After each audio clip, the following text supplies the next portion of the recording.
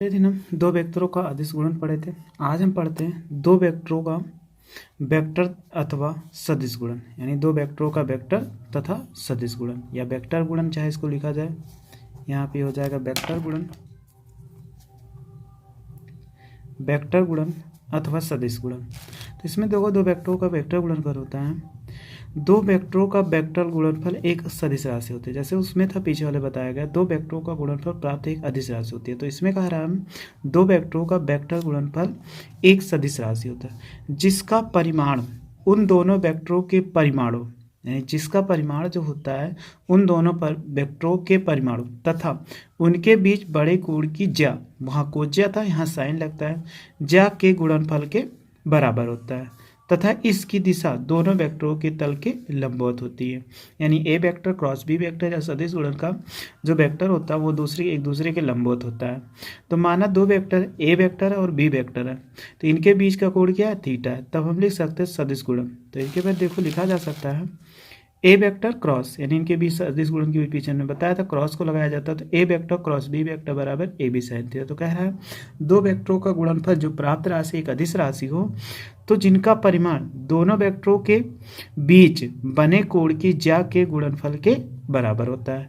तो ये हो जाएगा किसी सदिश के दो वेक्टरों का वेक्टर गुणन। अब ये कह रहा है अगर दो वेक्टर हो, एक वेक्टर ये हो गया ए वेक्टर, एक बी वेक्टर, ये किसी तल में स्थित है, तो ये दोनों इनके बीच बना कोण थीटा, तो इनके बीच का जो तल होगा ये ए वेक्टर क्रॉस बी वेक्टर, तो ये ए वेक्टर क्रॉस बी वेक्टर बराबर ए वेक्टर क्रॉस बी वेक्टर। तो कहा गया इन दोनों तल के क्या होंगे, लंबवत, यानी इस वेक्टर और इस वेक्टर के परस्पर ये लंबवत होते हैं। तो ये इसमें कहा गया कि इसकी दिशा दोनों वेक्टरों के लंबवत होती है, यानी ये वेक्टर और ये बी वेक्टर इन दोनों के क्या लंबवत होगा, जहाँ पे क्या हो जाएगा एन कैप, ये इकाई सदिश हो जाएगा। तो इकाई कैप इसके लिए तो यहाँ लिख सकते हैं।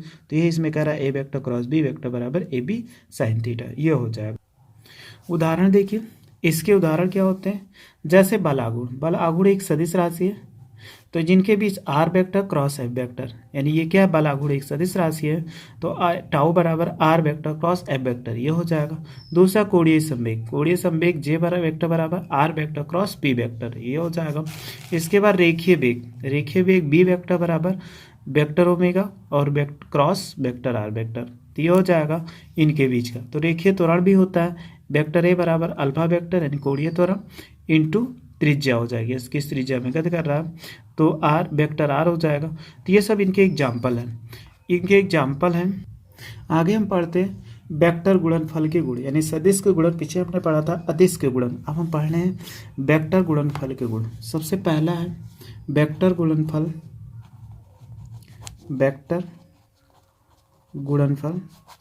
क्रम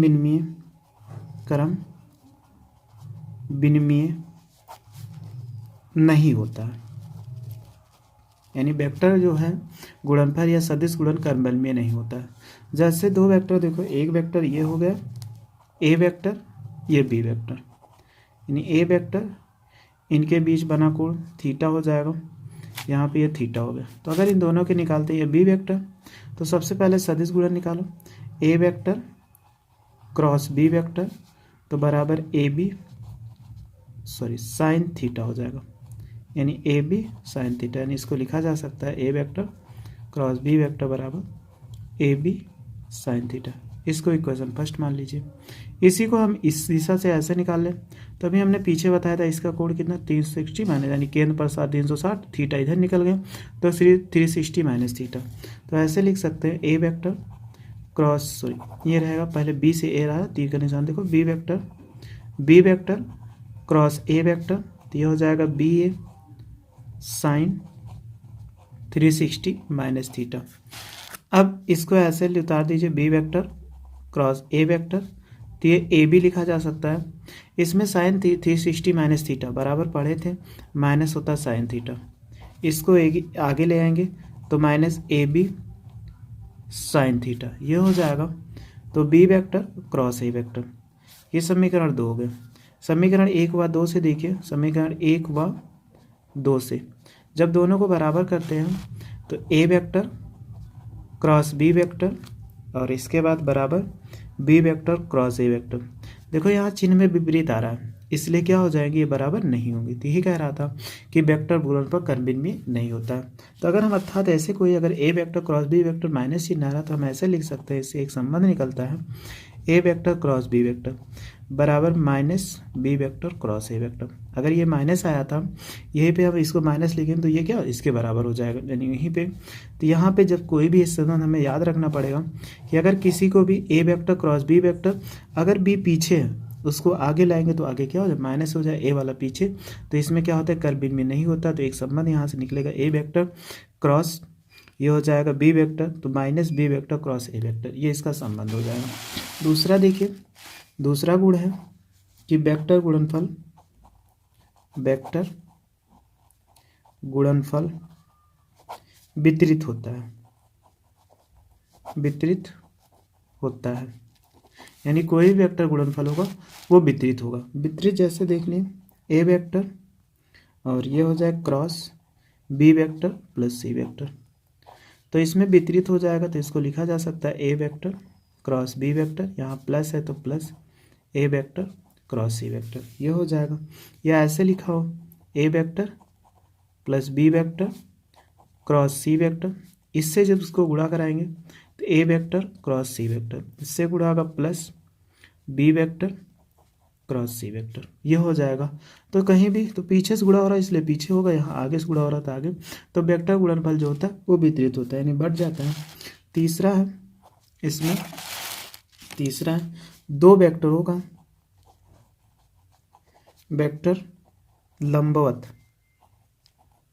दो लंबवत या दो परस्पर, दो वेक्टर परस्पर, दो वेक्टर परस्पर लंबवत वेक्टरों का, वेक्टरों के वेक्टर का परिमाण उन वेक्टरों के परिमाणों के गुणनफल के बराबर होता है, बराबर होता है। जैसे कह रहा है दो परस्पर लंबवत वेक्टरों के वेक्टर का परिमाण है, यानी उनके सदिश का परिमाण जो होता है उन वेक्टरों के परिमाणों के गुणनफल के बराबर होता है। जैसे देखिए ए वेक्टर और ये बी वेक्टर, तभी हमने पढ़ा था ए बी साइन थीटा, कह रहा परस्पर लंबवत है तो थीटा बराबर कितना 90 डिग्री। तो यहाँ पे रखिए ए बी साइन 90 अंश, साइन 90 अंश का मान 1 होता है, तो ए बी गुणे 1। तो यहाँ लिखा जा सकता है ए वेक्टर क्रॉस बी वेक्टर बराबर ए बी हो जाएगा। तो ये कह रहा है दो वेक्टरों का परस्पर लंबवत हो तो उनका जो परिमाण होता है उन दोनों वेक्टरों के गुणनफल के बराबर होता है, तो इसका हो जाएगा। अब यहाँ से इस प्रकार भी लिखा जा सकता है, इनका अगर ऐसे हम लिख सकते हैं मॉड ए वेक्टर क्रॉस बी वेक्टर बराबर ए बी हो जाएगा, यानी इसमें मॉड अगर परिमाण निकालना हो तो यहाँ पे लिख सकते हैं। इन्हीं के बीच एन कैप भी लगता है, अगर एन कैप ये लगा दे ये एन कैप हो जाएगा, तो इनका परिमाण ये हो जाएगा। तो किसी भी सदिश का निकालना होता है तो बताया गया एन कैप ये प्रदर्शित करता है ए वेक्टर बी वेक्टर इसके क्या होंगे, परस्पर लंबवत होंगे। तीसरा है इसमें चौथा है गुण दो समांतर वेक्टरों का वेक्टर गुणनफल एक शून्य वेक्टर अर्थात शून्य होता है, शून्य होता है। जैसे देखिए दो वेक्टर दिया गया हो तो समांतर हो, तभी हमने बताया था ए वेक्टर क्रॉस बी वेक्टर बराबर ए बी साइन थीटा। कह रहा है समांतर, समांतर के लिए थीटा बराबर कितना 0 डिग्री, तो वैल्यू रखिए ए बी साइन 0 डिग्री, तो ए बी गुणे कितना साइन 0 अंश का मान 0 होता है, 0 से गुणा कराएंगे तो ये हो जाएगा ए वेक्टर क्रॉस बी वेक्टर। अर्थात कोई भी सदिश होगा अगर उनको समांतर हो तो समांतर सदिशों का जो होता है गुणनफल वो शून्य होता है।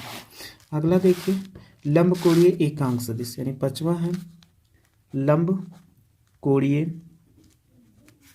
एकांक वेक्टर या सदिश आई कैप कामा जे कैप और के कैप के वेक्टर गुणनफल में संबंध, यानी लंबवत एकांक वेक्टर ले ले आई कैप जे कैप, गुणनफल में संबंध जब निकालते हैं तो देखो सबसे पहले अभी हमने बताया था इसमें कि ये 3 डायमेंशनल में चलता है, X axis, Y axis, Z axis. X axis पे लिया गया आई कैप, वाई एक्सिस पे जे कैप, जेड एक्सिस पे के कैप, ये हो गया। अब इसमें तीनों में संबंध निकालना है, तो संबंध में देखिए बस हमें याद कर ले, कभी प्रूव करने का आता नहीं।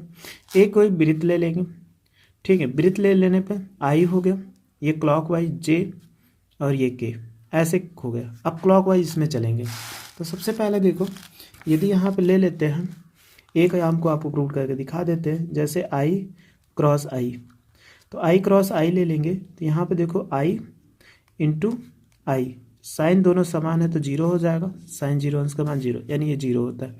तो पहला इसमें संबंध निकलता है, अगर कहीं भी मिल जाए ए वाला, आई क्रॉस आई और जे क्रॉस जे बराबर के क्रॉस के, ये बराबर शून्य होता है। यानी अगर कहीं भी क्रॉस आई जाए एकांक वेक्टर का स्वयं से अगर गुणा कराएंगे तो उनका शून्य हो जाएगा।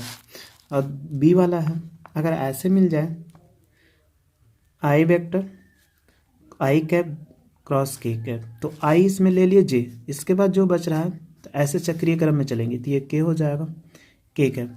अगर इसी को पलट दे तो हम ऐसे लिख सकते हैं जे कैप क्रॉस आई कैप बराबर कितना हो जाएगा, माइनस के कैप। तो देखो कि उल्टी दिशा में गई, यानी आई अल्फाबेट हम पढ़े थे ए बी सी डी, यानी ए बी सी आई के बाद जे के बाद के आता है, तो जे के बाद आई उल्टा हो गया तो ये माइनस हो जाएगी, ये हमें याद रखना है। और दूसरा जे कैप क्रॉस के कैप, तो जे कैप क्रॉस के कैप इसी की दिशा में चल रहा है तो आई कैप हो जाएगा। इसको आगे ले आएंगे के कैप क्रॉस जे कैप बराबर माइनस आई कैप, ये हो जाएगा। अगर इसमें अब ये ले लें के कैप क्रॉस आई कैप, चक्रीय वृत्त में चलते हैं तो ये के जे होगा तो ये जे आएगा इसी के पश्चात, तब जे आएगा तो ये जे कैप हो जाएगा। लेकिन इसी पलट दे उल्टा चल जाए, इसमें आई कैप क्रॉस के कैप बराबर माइनस जे कैप। ये इसमें किसी भी सदिश में एकांक सदिश जो होते हैं उसमें संबंध होता है। और अगला देखिए, इन्हीं दो वेक्टरों का अगर स्वयं से गुणा करा दिया जाए तो उनका परिमाण जो होता है शून्य होता है। एक तीसरा और गुण है, ये हो गया छठवां, सदिशों का किसी सदिश का स्वयं से सदिश गुणन शून्य होता है।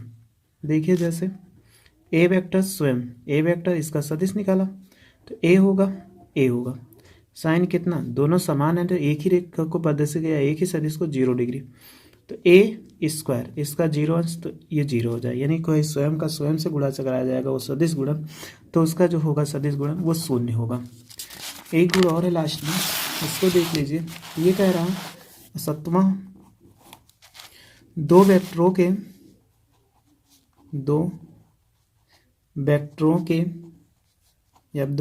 का वेक्टर गुणनफल उनके संगत एक्स वाई जेड घटकों के पदों में सारणिक के रूप में व्यक्त किया जा सकता है। जैसे देखिए अगर कोई दो वेक्टर दिया गया तो उसको व्यक्त कैसे कर सकते हैं। अगर हमने मान लिया वेक्टर ए बराबर a x i cap plus a y j cap a z k cap, दूसरा सदिश बी वेक्टर ए वेक्टर, इसके बाद देखो b x i cap b y j cap b z k cap.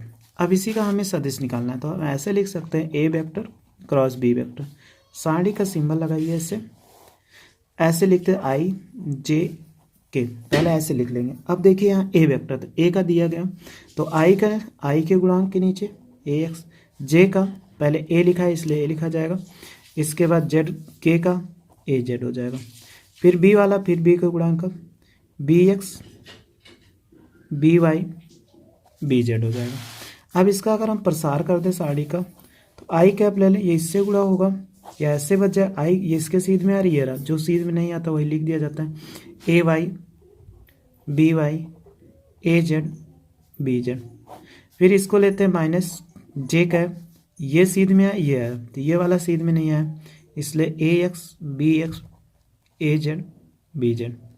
इसके बाद देखिए plus के कैप, ये माइनस ही होता है, ये प्लस होता है, ये ले लेंगे, ये सीध में ये आएगा, तो ए एक्स ये बी एक्स और ए वाई बी वाई, ये हो गया। अब इसको क्रॉस मल्टीप्लाई, यानी इसको इससे जब गुणा कराएंगे तो i cap a y B z और ए जेड बी वाई, फिर माइनस जे कैप, ऐसे इसमें a z a x b z, ये भी इससे गुणा होगा, ये भी इससे, क्रॉस हमेशा सदैव माइनस होगा, तो बी एक्स ए जेड।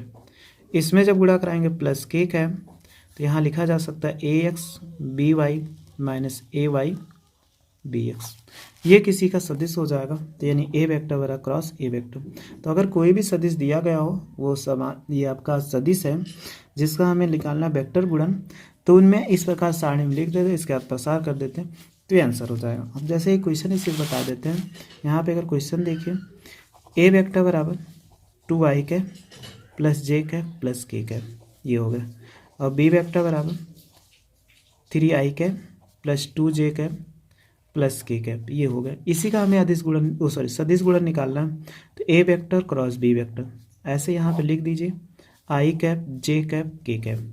तो इसमें जो आई का गुणांक 2 1 1, इसमें देखिए 3 2 1, ये हो गया।